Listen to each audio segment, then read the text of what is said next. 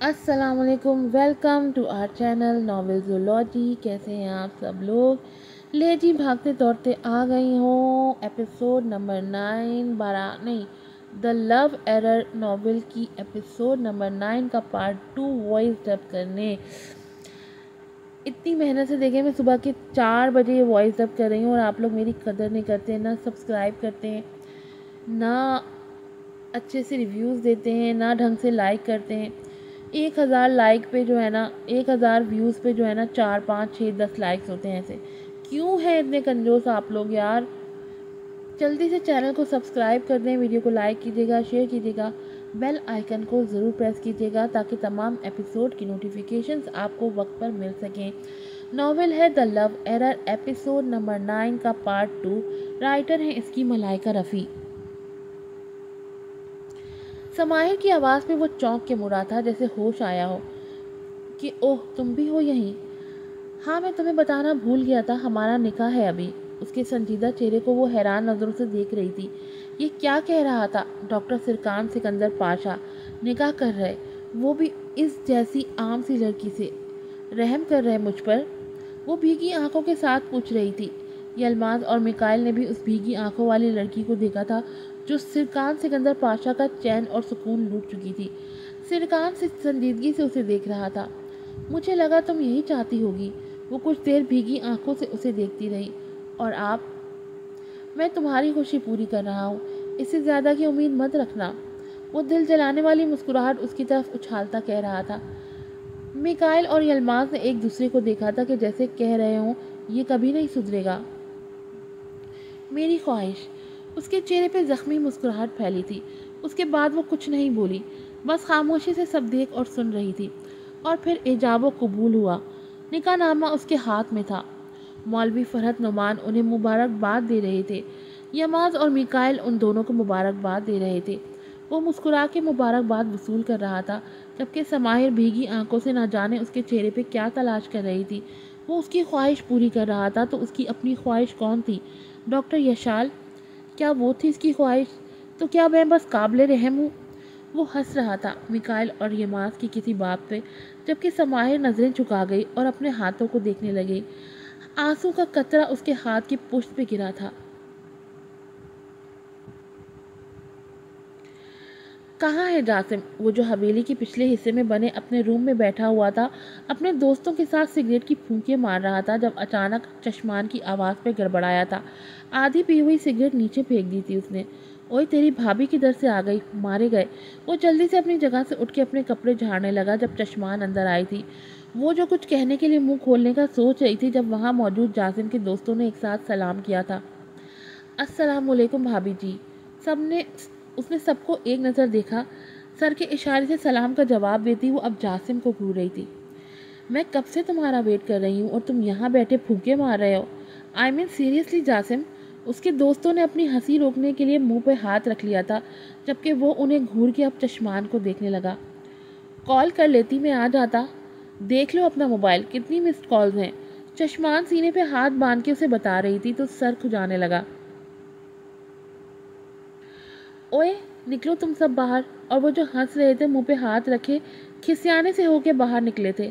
ایسے چھاپا کون مارتا ہے؟ انتظار کر لیتی، میں آ جاتا۔ جاسم اپنی شرٹ کے بٹن بند کرتے بولا تھا، جبکہ چشمان آئی برو چکا کے اسے دیکھ رہی تھی۔ بھول گئے نا تم مجھے؟ کیا کہا تھا کہ شاپنگ پہ چلیں گے ساتھ میں، اور بھول گئے؟ جاسم نے دل ہی دل میں خود کو گالیوں سے نوازا۔ ابھی چلتے ہیں میری جان، مجھے تو یاد تھا یہ سارے کام چھوڑ آئے تھے تو اور بس ادھوری چھوڑ دی تھی چشمان کی گھوری پہ چلنا۔ اب اتنا بھی نہ گھور، ابھی چلتے ہیں نا؟ وہ بالوں پہ ہاتھ پھیرتا بولا تھا۔ اس حلیے میں جاؤ گے؟ وہ ادھر ادھر نظر دوڑاتی بولی تھی۔ کیوں، کیا ہوا میرے حلیے کو؟ وہ خود پہ نظر دوڑانے لگا۔ بلیو جینز پہ گرے شرٹ پہنے، اوپر گرے سویٹر پہ اپنی مردانہ شال لیے، ہلکی بڑھی ہوئی شیو کے ساتھ اسے ہی دیکھ رہا تھا۔ ایسے لگ رہا جیسے پوری حویلی کے مال مویشی نپٹا کے آ رہے ہو۔ چشمان کی بات ابھی ختم نہیں ہوئی تھی جب باہر سے قہقہوں کی آواز آئی تھی۔ تمہارے دوست چپکے چپکے باتیں سنتے ہیں؟ او نہیں، ان کی تو اس نے دانت پیسے تھے، چل حویلی چلتے ہیں۔ وہ اسے لیے باہر نکلا تھا اور سب کو سخت نظروں سے گھورتا وہ چشمان کے ساتھ آگے بڑھا تھا۔ تو کالج کیوں نہیں گئی؟ چشمان نے رک کے جاسم کو دیکھا تھا۔ میں نہیں جاؤں گی اب کالج۔ کیوں نہیں جائے گی؟ جاسم نے گھور کے اسے دیکھا تھا۔ اگر وہ پھر آ گیا، اتنا سب تو ہو گیا، میری لائف، میرا کیریئر سب برباد ہو گیا، چشمان نے تھکے تھکے انداز میں کہا تھا۔ ایسی بات پھر نہ کرنا چشمان، جاسم نے سخت لہجے میں کہا تھا۔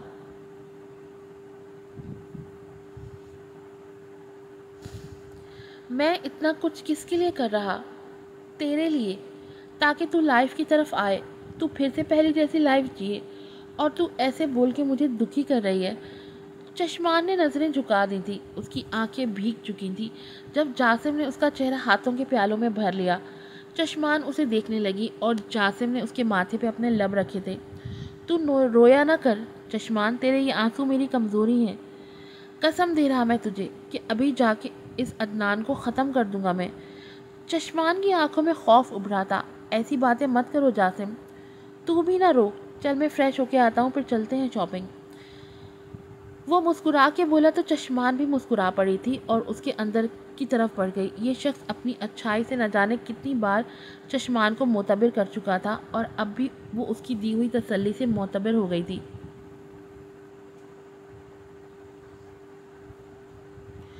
وہ خاموشی سے صوفے کے کونے پہ ٹکی سرکان کی کاروائیاں دیکھ رہی تھی۔ رشتہ بدل گیا تھا تو اسے دیکھنے کا انداز بھی بدلا تھا۔ دل کی دھڑکن بھی مدھم سرگوشی کر رہی تھی۔ دھڑکنیں تمہارا ہی الاپ رہی تھی۔ یہ مدھم سانسیں تمہارے نام کی مالا جپیں۔ میں تمہاری خواہش پوری کر رہا ہوں، اس سے زیادہ کی امید مت رکھنا۔ کانوں میں سرکان کی کچھ دیر پہلے کہی ہوئی بات گونجی تو دل بیٹھ سا گیا تھا۔ دھڑکنوں کا مدھم رقص رک چکا تھا۔ آنکھوں میں اداسی کا بسیرا سا ہو چکا تھا۔ سر جھکا کے وہ اپنی انگلیوں کو دیکھنے لگی جب سرکان کی آواز پہ وہ چونکی تھی۔ موم کی کال ہے، ٹھیک سے بات کرنا، بدتمیزی نہیں کرنا، سرکان ماتھے پہ بل ڈالے اسے کہہ رہا تھا جبکہ وہ خاموشی سے موبائل لے کے کان سے لگا چکی تھی۔ ہیلو ہیلو سماہر بیٹا۔ دل بے طرح دھڑکا تھا۔ پہلی بار اتنی محبت سے کوئی اس کا نام لے رہا تھا۔ آنکھیں اسی لمحے بھیگ چکی تھی۔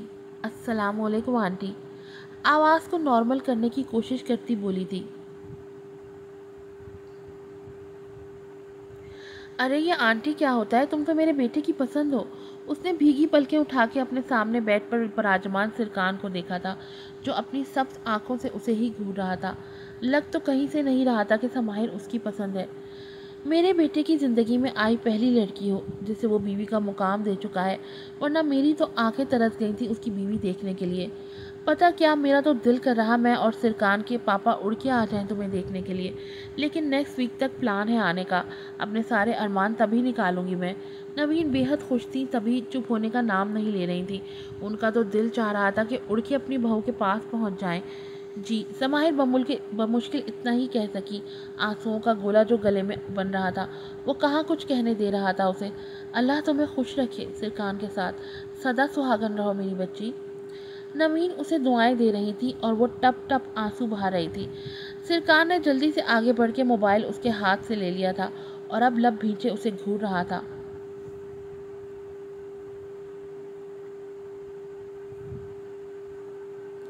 اوکے مما، اپنا اور ڈیڈ کا خیال رکھیے گا، اللہ حافظ۔ موبائل آف کر کے وہ اب سماہر کی روتی شکل دیکھ رہا تھا۔ کیوں رو رہی ہو؟ کہا بھی تھا بدتمیزی نہیں کرنی۔ میں نے کب کی بدتمیزی؟ وہ معصومیت سے آنکھیں پٹپٹا کے اپنے آنسو روکنے کی کوشش کرتی بولی تھی۔ سرکان نے بمشکل اس کے حسن سے نظریں چرائی تھی۔ رونے کا شغل کیوں فرما رہی تھی تم؟ وہ نا، پہلی بار کسی نے بہت محبت سے بات کی مجھ سے تو رونا آ گیا، وہ بے بسی سے سو سو کرتی کہنے لگی۔ سرکان نے جلدی سے رخ موڑا تھا کہ دل بے ایمانی پہ اتر آیا تھا۔ ہارٹ بیٹ کو اپنے کنٹرول میں کرتا وہ فرسٹ ایڈ باکس اٹھا لایا اور اس کے سامنے بیٹھ گیا۔ زخم دیکھنے دو اب مجھے۔ اب وہ سپاٹ لہجے میں کہتا اس کی زخم دیکھنے لگا اور اس پہ آئنمنٹ لگانے لگا جبکہ سماہر بھیگی آنکھوں سے اسے دیکھ رہی تھی۔ دل اس کی نزدیکی پہ قربان ہوتا بار بار پٹری سے اتر رہا تھا۔ اس کی پرحدت سانسیں سماہر اپنے چہرے پہ محسوس کر رہی تھی۔ تبھی اس کی اپنی سانسیں گھبراہٹ کا شکار ہو رہی تھی۔ آپ کی اس قدر نزدیکی پہ، ہائے یہ میرا دل بے ہوش ہونے پہ تلا ہے۔ آپ سچ میں میری خواہش پوری کر رہے ہیں؟ اس کے سوال پہ سرکار نے چونک کے اس کی آنکھوں میں دیکھا تھا، جس میں امید اور نا امیدی کی لہر تھی۔ اب وہ سماہر کو کیا بتاتا کہ وہ مکمل اپنی محبت، اپنا نام، اپنا آپ اسے سونپ چکا ہے، لیکن وہ خاموش ہی رہا۔ فرسٹ ایڈ باکس اٹھا کے وہ کبرڈ کی طرف جانے لگا جب سماہر کی پشت دیکھ رہی تھی۔ میں قابل رحم ہوں نا سرکار؟ وہ پھر سے پوچھنے لگی، جبکہ جواب ابھی بھی نہیں آیا تھا۔ وارڈروب سے ہو کے وہ کچھ اٹھا کے اس کے قریب آیا تھا، کچھ دیر اس کی بھیگی آنکھوں میں دیکھتا رہا اور پھر ایک سرخ مخملی ڈبہ اس کی طرف بڑھایا تھا۔ یہ تمہارے لیے نکاح کا تحفہ۔ سماہر خاموشی سے وہ ڈبہ اس کے ہاتھ سے لے کے سر جھکائے دیکھنے لگی، جس میں خوبصورت اور نفیس سی ڈائمنڈ بریسلیٹ تھی۔ سرکار لب بھینچے اس کے جھکے سر کو دیکھتا رہا اور پھر نظریں سامنے دیوار پہ مرکوز کی تھی۔ سرکار کی زندگی میں اپنے ہونے کا مطلب سمجھ گئی ہوگی شاید تم۔ اگر تم قابل رحم ہوتی تو میری بیوی نہ ہوتی، کوئی عام لڑکی کبھی میرے نام سے منسوب نہیں ہو سکتی۔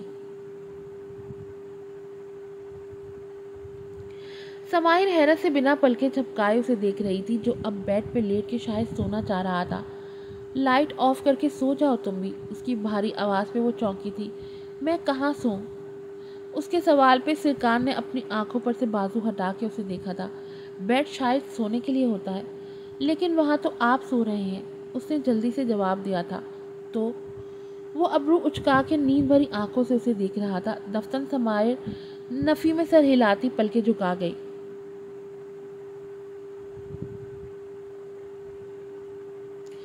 سرکار پھر سے بازو اپنی آنکھوں پہ رکھ چکا تھا۔ سماہر نے اٹھ کے لائٹ آف کی تھی اور صوفے پہ آ کے لیٹنے ہی لگی تھی جب سرکار کی آواز پھر سے ابھری تھی۔ میں نے کہا تھا بیڈ پہ آ کے سو جاؤ۔ سماہر جھجکتے ہوئے اسے دیکھنے لگی۔ دل زور سے دھڑکا تھا بیڈ پہ سرکار کے اتنے قریب۔ نہیں، میں یہاں۔ تمہیں ہر بات 2 بار بتانی پڑتی ہے کیا؟ سرکار پھر سے اسے گھور رہا تھا اور وہ نفی میں سر ہلاتی، چھوٹے چھوٹے قدم اٹھاتی بیڈ کے قریب آئی تھی۔ ایک چور سی نظر سرکار پہ ڈالتی وہ جھجکتی ہوئی بیڈ کے دوسری طرف لیٹ چکی تھی۔ دھڑکنیں بے لگام ہو رہی تھی، چہرہ تپ رہا تھا جیسے۔ آنکھوں کو زور سے بند کیے وہ اپنی دھڑکنیں شمار کرتی سونے کی کوشش کرنے لگی، جبکہ سرکار ایک گہری نظر اس کی پشت پہ بکھرے اس کے بالوں پہ ڈالتا زیر لب مسکرا دیا تھا۔ دل یک بارگی اس کی قربت کی چاہ میں پگھلنے لگا تھا، لیکن اپنے دل کی خواہش کو تھپکی دیتے وہ اس کی پشت کو دیر تک دیکھتا رہا۔ سماہر کے نازک بدن کی کپکپاہٹ اسے بے حد واضح محسوس ہو رہی تھی۔ ہاتھ بڑھا کے اس کے بالوں کو چھونا چاہتا تھا وہ، لیکن پھر ارادہ ترک کر کے وہ رخ ہی موڑ گیا کہ دل اس سے عجیب خواہش کرنے لگا تھا۔ سماہر نے دھیرے سے گردن موڑ کے اسے دیکھنے کی کوشش کی تھی، اس کی پشت تھی، تبھی وہ رخ موڑ کے محبت بھری نگاہوں سے سرکار کی پشت کو دیکھتی رہی۔ کوئی عام لڑکی میرے نام سے کبھی منسوب نہیں ہو سکتی۔ کچھ دیر پہلے کی کہی ہوئی سرکار کی بات اس کے کانوں میں گونجی تھی۔ لب خود بخود ہی مسکرا دیے تھے۔ یوں ہی اسے دیکھتی وہ نیند کی وادیوں میں کھو چکی تھی۔ آپ کا لفظ لفظ محبت، آپ کی ادا ادا محبت۔ کیسی لگی آج کی ایپیسوڈ سماہر اور سرکار کا نکاح اسپیشل؟ 2 دل مل رہے ہیں مگر چپکے چپکے۔ So do like, do comment and do share this video and also recommend my page to your friends. Stay blessed. آج کی ایپیسوڈ نمبر 9 یہیں پر ختم ہوتی ہے۔ پھر ملوں گی آپ سے نئی ایپیسوڈ کے ساتھ۔ السلام علیکم۔